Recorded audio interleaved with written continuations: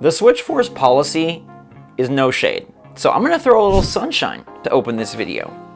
To those of you out there that say yesterday's Indie World Nintendo Direct sucked, I strongly suggest that you watch it again, because you must have missed out on the bonanza of beautiful, awesome announcements that made that show freaking fantastic. Good morning, Switch fans, and good morning, Mario. I did it backwards, and that is very strange, but we'll consider the psychological implications of that later. Today we're talking about Nintendo going not safe for work, and we're talking about Miyamoto talking about the Switch Pro, the next console, and how Nintendo views compatibility. I find this to be very interesting and maybe an insight into a future that we won't love? I don't know. We'll have to talk all about it. Make sure to hit that like button if you're excited for today's Nintendo news. I got you covered with everything, and yeah, I still think that Indie World yesterday was stupendous.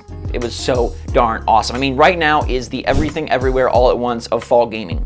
I have so many games to play, it is paralyzing. And please drop a thumb up if you agree that you have games to play, too many games to play, and it freaks you out. Like, you can't decide what to do. I get some free time, I'm done with my work, it's relaxing, and I'm ready, and I'm like, God of War Ragnarok, it got a 94, Bayonetta 3, it got really good reviews. I mean, Tactics Ogre Reborn just dropped an 86 Metacritic, that's out Friday. Not to mention Pokemon's out next week. Oops, I also have some games that are unreleased that I can't tell you about yet, and indie games as well. What the heck do I play? It's really sometimes debilitating. It sounds silly because it's just video games, but the overabundance of titles, like so many good games to play, picking becomes difficult. What's not difficult though is Nintendo being not safe for work. It's not difficult because they weren't actually. Well, let me explain what went down. Nintendo of America on Twitter, the verified account, tweeted out a picture of Mario flipping the bird, giving the finger to all Nintendo fans. Hey, you who didn't like the Indie World Direct. So apparently they've taken on a new tactic from being the respectful Eastern Japanese developers that have so much history and so much nostalgia and so much just integrated calmness and just downright respect. And now they've just flipped the bird. They've literally flipped. No, they actually haven't. Forgive us all, dear Twitter users, because somehow we let Elon Musk run the show, and this means that Verified now is going to be a crazy twister of roller coaster insanity. Like, the tracks have been removed and the coaster is just going, ah!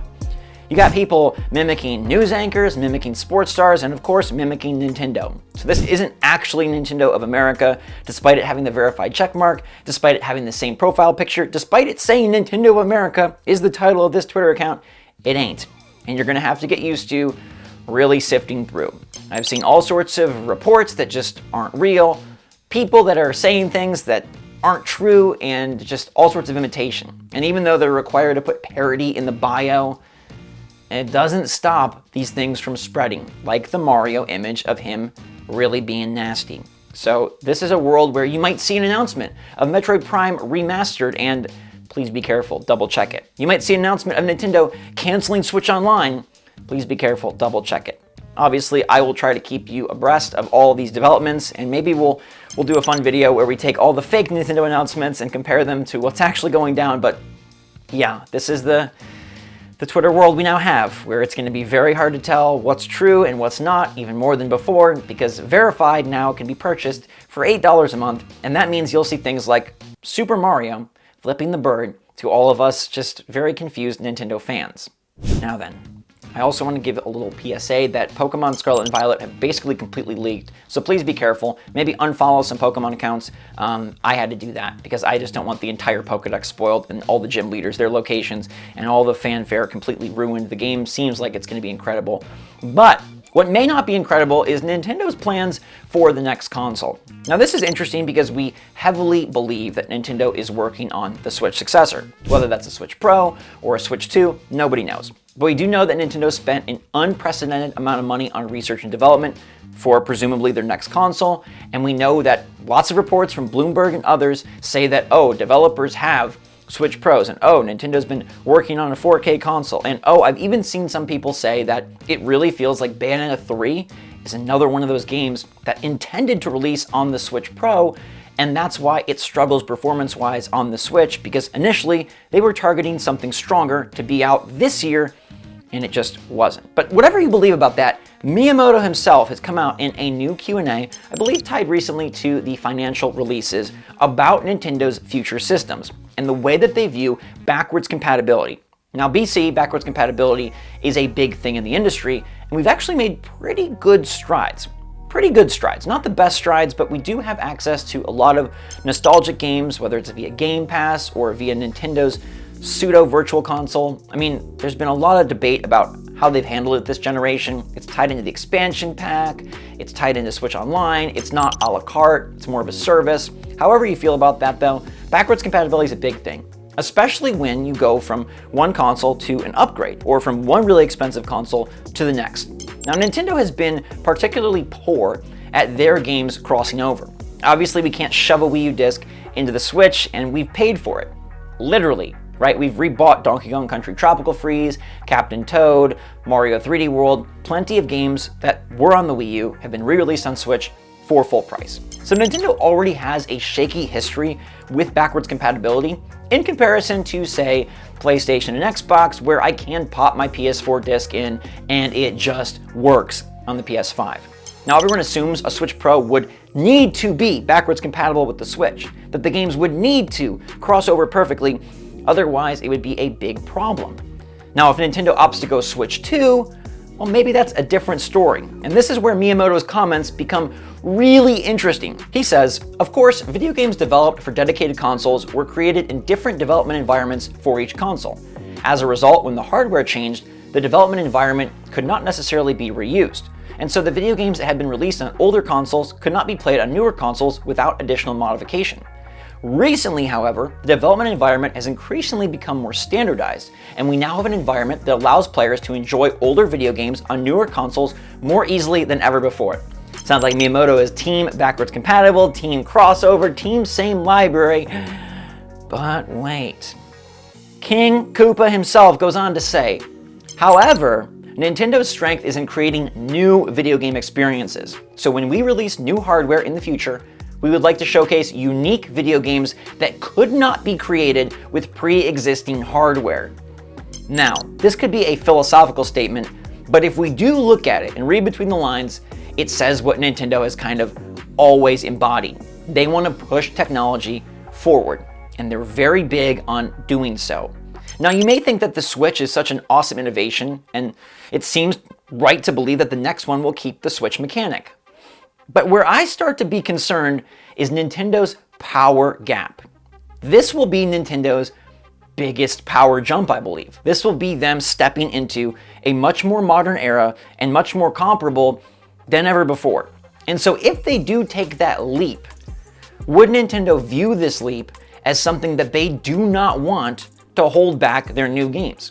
Do they not want to have developers scale across Switch and Switch 2? Do they instead want this new technology, their brand new adventure into 4K, their foray into gaming with, the DLSS type technology?